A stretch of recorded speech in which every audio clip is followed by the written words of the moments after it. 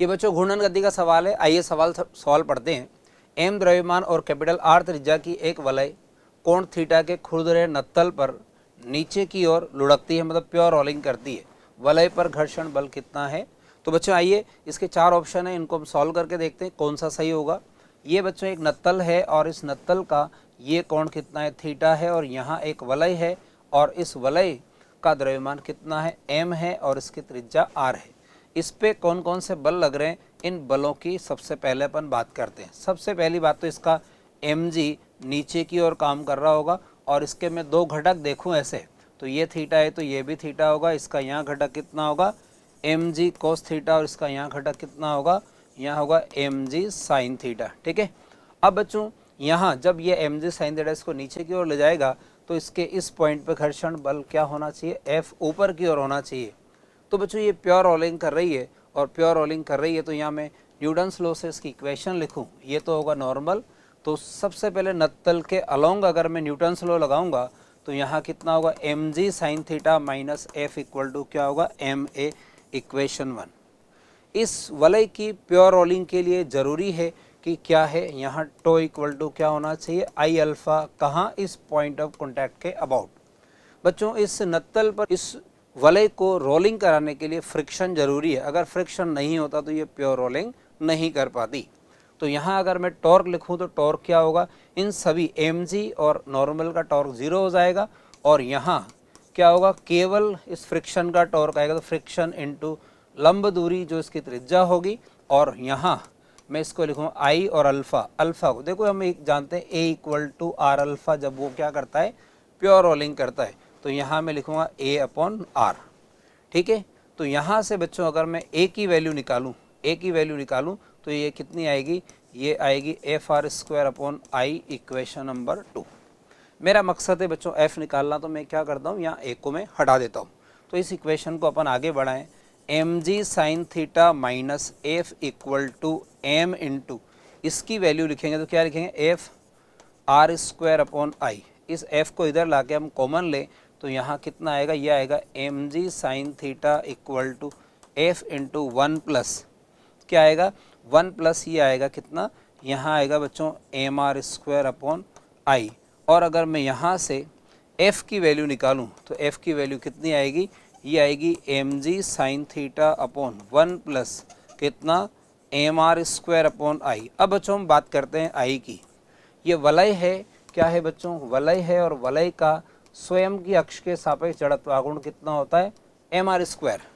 अगर मैं यहाँ एम आर स्क्वायर रखता हूँ, इस जगह मैं एम आर स्क्वायर रखता हूँ तो ये आंसर कितना होगा? ये होगा mg sin theta upon 1 plus यहाँ एम आर स्क्वायर रखूँगा तो ये 1 हो जाएगा। तो हमारा आंसर आना चाहिए कितना? mg sin थीटा अपॉन कितना? 2। तो बच्चों ये आपका क्या है? फाइनल आंसर है। तो इसके ऑप्शन अगर हम देखें तो ऑप्शन में हमारा आंसर 3rd होना चाहिए कितना? mg sin theta by 2। ठीक है बच्चों, थैंक यू।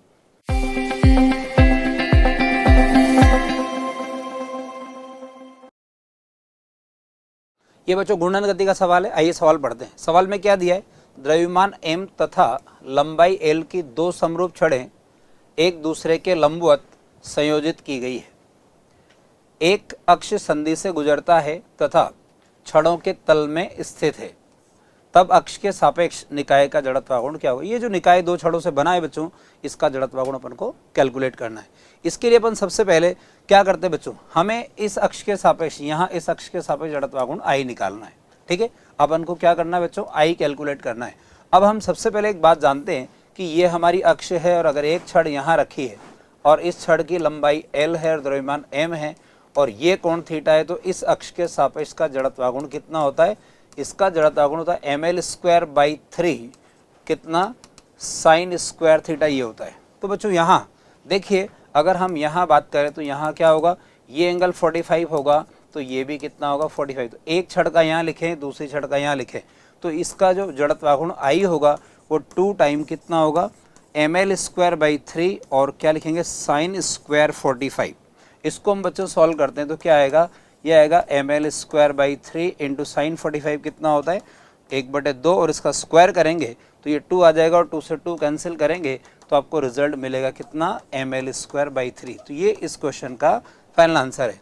तो इसके अकॉर्डिंग बच्चों अगर अपन ऑप्शन देखें तो उस ऑप्शन में हमारा पहला ऑप्शन सही होना चाहिए, क्या, 1/3 ml²। ठीक है बच्चों, थैंक यू।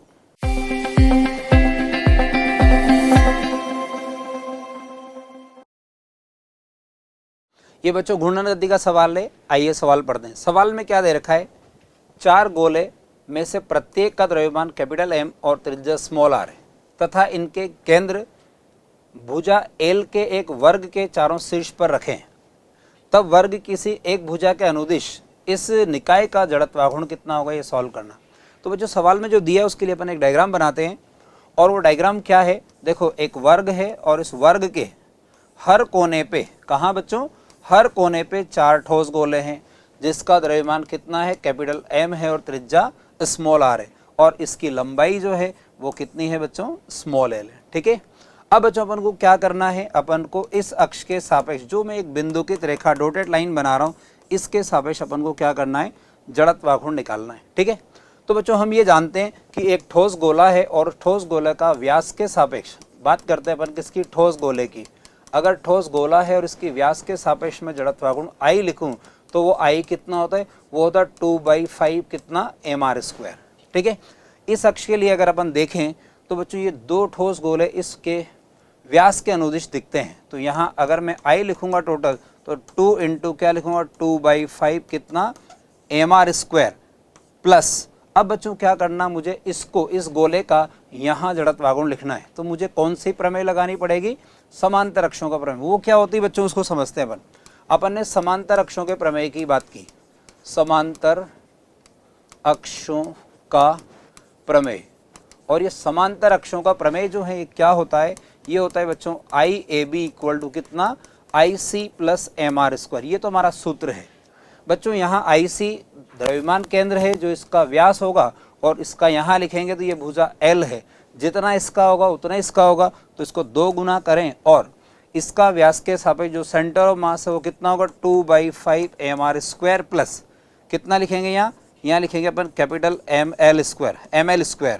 ठीक है, तो इसके अकॉर्डिंग इसका फाइनल आंसर क्या जाएगा, देखो 2 इंटू 2 करोगे तो ये 4 और इसका भी 4, तो ये तो कितना हो जाए 8/5, यहाँ लिखेंगे mr² प्लस इसको यहाँ गुणा करेंगे तो कितना आएगा 2 ml²। तो बच्चों इसके अकॉर्डिंग हमारा आंसर क्या होना चाहिए, ये हम ऑप्शन देखते हैं। और ऑप्शन में देखो सेकंड ऑप्शन में यही डेटा है जो अपन ने सॉल्व किया, कितना, 8/5 mr² प्लस 2 ml²। ठीक है बच्चों, थैंक यू।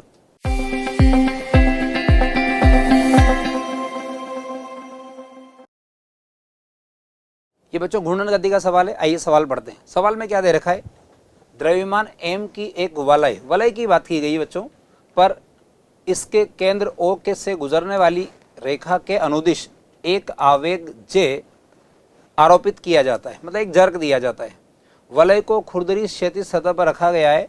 जब वलय बिना फिसले लुढ़कना चालू करती है, मतलब प्योर रोलिंग होती है, तब वलय के केंद्र के का रेखी वेग क्या होगा। बच्चों आपको सेंटर ऑफ मास के वेग का सूत्र पूछा है, सेंटर ऑफ मास के वेग की वैल्यू पूछी क्या होनी चाहिए, और 4 ऑप्शन आपको ये दे रखे हैं। इसको समझते हैं बच्चों, क्या है, देखो आपने यहाँ से एक जर्क दिया और जैसे जर्क दिया तो वैसे ये चलना शुरू करेगा। तो मान लेते हैं ये VCM से चल रहा है और उसी समय प्योर रोलिंग है, यहाँ बच्चों घर्षण भी है, यहाँ घर्षण भी है, तो इसको रोल कराएगा, और रोल कराएगा तो उस केस में क्या होगा, ये घूमना भी स्टार्ट कर देगा। तो इस पॉइंट ऑफ कॉन्टैक्ट के अबाउट, इसको मैं P पॉइंट मान लूँ, तो इसके अबाउट क्या होगा बच्चों, कोणीय संवेग संरक्षित रहेगा, क्योंकि वहाँ कोई टॉर्क नहीं लगता।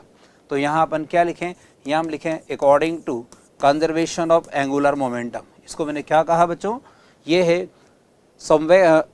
कोणीय संवेग संरक्षण का नियम है, और उसमें हम क्या लिखते हैं, उसमें लिखते हैं L initial equal to L final. शुरू में अगर ये J है और इसकी त्रिज्या को मैं अगर R मान लूँ बच्चों, तो यहाँ इसका जो कोणीय संवेग होगा R क्रॉस P लिखें, तो अपन क्या लिखेंगे यहाँ R क्रॉस P, तो R क्रॉस P लिखें या JR लिखें। ये मैं क्या लिख रहा हूँ बच्चों, हम लिखते हैं J equal to R cross P, और 90 डिग्री है तो उसको लिखेंगे अपन RP लिखें या PR। तो मैं यहाँ बच्चों आपको P की जगह J दे रखा है, ठीक है, तो ये लिखेंगे अपन। और यहाँ अब यहाँ 2 चीज़ें हैं, एक तो इसका सेंटर ऑफ मास चल रहा है, तो अपन क्या लिखेंगे M VCM into R plus क्या लिखेंगे I ओमेगा, क्योंकि रिजिड बॉडी है तो उसका मोमेंट ऑफ इनर्शिया I है, तो उसका कोणीय संवेग I ओमेगा और होगा। और प्योर रोलिंग की बात है तो इस ओमेगा को मैं क्या लिख सकता हूँ, VCM अपॉन आर लिख सकता हूँ। क्या लिख सकता हूँ, VCM अपॉन आर। तो बच्चों यहाँ अपन लिखेंगे J into R equal to क्या लिखेंगे, M VCM into R plus I. एक वलय की बात की गई है तो वलय का जो जड़त्वाघूर्ण लिखा जाता है वो कितना लिखा जाता है, MR स्क्वायर। तो यहाँ लिखेंगे बच्चों कितना, MR स्क्वायर इंटू यहाँ VCM अपॉन आर, एक आर से आर कैंसिल, और फिर यहाँ क्या होगा, ये J into R equal to बच्चों ये टर्म और ये टर्म सेम हो जाएगी। तो यहाँ लिखेंगे 2M VCM इंटू आर से आर कैंसिल कर दीजिए, और यहाँ से अगर बच्चों VCM लिखें तो क्या रिजल्ट आएगा, ये रिजल्ट आएगा J अपॉन 2M। तो इसके अकॉर्डिंग अगर अपन अपने ऑप्शन देखें तो बच्चों अपना सेकंड आंसर सही होना चाहिए, क्या, J अपॉन 2M। ठीक है बच्चों, थैंक यू।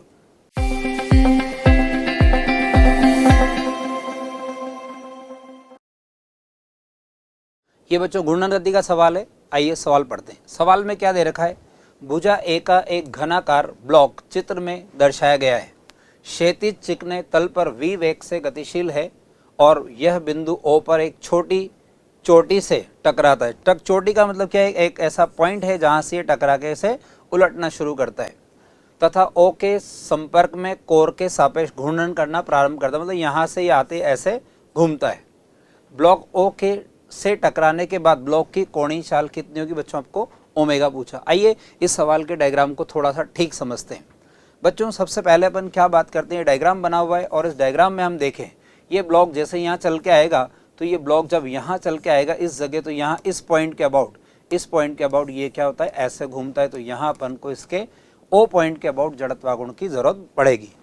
इसकी भुजा A है, इसका सेंटर ऑफ मास ये है बच्चों, और सेंटर ऑफ मास ये है। तो यहाँ से अगर मैं इस लाइन के अबाउट लिखूं तो यहाँ मैं कोणीय संवेग को संरक्षित कर सकता हूँ, क्योंकि यहाँ घर्षण अगर लग रहा है तब भी उसका टॉर्क 0 होगा। तो हम क्या लिखेंगे, according to conservation of angular momentum. तो क्या होगा बच्चों, वो L initial equal to L final. L initial ये सीधा चल रहा है तो यहाँ इसको लिखें MV, और R कितना होगा बच्चों, A/2, क्योंकि ये दूरी कितनी होगी, A/2। अब बच्चों जैसे हम यहाँ पहुँचते हैं तो यहाँ अपन लिखेंगे कितना, I ओमेगा। यहाँ से अपन को ओमेगा कैलकुलेट करना है। अब बच्चों जैसे यहाँ से उलटना शुरू करता है तो सबसे पहले अपन इसके डायग्राम को समझते हैं। मान लो ये एक भाग है इसका और इसकी भुजा कितनी है बच्चों, इसकी भुजा A है। तो मुझे इसके केंद्र से ये दूरी चाहिए। इस दूरी के लिए मुझे क्या करना होगा, ये दूरी A/2 होगी, ये A/2 होगी और ये R होगी। तो मैं यहाँ अगर R कैलकुलेट करूँ तो ये R कितनी होगी बच्चों, अंडर रूट ऑफ कितनी होगी, A/2 का स्क्वायर प्लस A/2 का स्क्वायर। तो यहाँ से इस R की वैल्यू आएगी A अपॉन अंडर रूट 2। सबसे पहले तो अपन ने दूरी कैलकुलेट करी। अब बच्चों हम क्या करते हैं, इस वर्ग का इस अक्ष के सापेक्ष अगर जड़त्वाघूर्ण लिखें तो वो सेंटर ऑफ मास होगा। तो उसको मैं IC लिखूंगा। तो उसका आंसर होता है बच्चों ma²/6, जो हमने पहले पढ़ा। ठीक है। अब बच्चों मुझे क्या करना है, मुझे यहाँ मोमेंट ऑफ इनर्शिया निकालना है। तो मैं यहाँ क्या करूँगा, समांतर अक्षों का प्रमेय लगाऊंगा। क्या लगाऊंगा, समांतर अक्षों का प्रमेय। और समांतर अक्षों के प्रमेय से हम क्या करेंगे, ये अक्ष मुझे पता है और मुझे ये निकालना है। तो मैं यहाँ I लिखूंगा। तो I कितना होगा, ये IC प्लस क्या लिखेंगे यहाँ MR²। ये तो फॉर्मूला है। और अब यहाँ वैल्यू रखें तो ये कितने रखेंगे बच्चों, यहाँ इस जगह हम ये वैल्यू रखें कितनी, ma²/6 प्लस क्या लिखे M इंटू A/√2 का स्क्वायर। अगर इस रिजल्ट को हम सॉल्व करें तो कितना आएगा बच्चों, ये आएगा कितना, ma²/6 प्लस कितना आएगा, ma²/2। इसका हम LCM लेके सॉल्व करें तो ये कितना आएगा, इसको मैं 6 बना दूं तो यहाँ 3 होगा। तो ये आ जाएगा बच्चों कितना, 4/6 ma², जिसको मैं लिख सकता हूँ कितना, 2/3 ma²। ठीक है, यहाँ तक अपन लिख सकते हैं। अब बच्चों हम बात करते हैं यहाँ किसकी, इस वैल्यू की। तो यहाँ अपन क्या लिखेंगे, यहाँ लिखेंगे mv into A/2 equal to I की वैल्यू आ गई बच्चों कितनी, 2/3 ma² इंटू ओमेगा। अगर बच्चों मैं यहाँ से ओमेगा कैलकुलेट करूँ तो क्या होगा, इस एक ऐसे एक कैंसिल होगा और यहाँ m कैंसिल हो जाएगा और ये कितना आएगा बच्चों, 3v अपॉन कितना आएगा, 4a। तो इस ये आपका फाइनल ओमेगा है। अगर बच्चों इस क्वेश्चन के ऑप्शन अपन देखें तो आपका फर्स्ट आंसर सही होना चाहिए, क्या, 3v/4 है। ठीक है बच्चों, थैंक यू।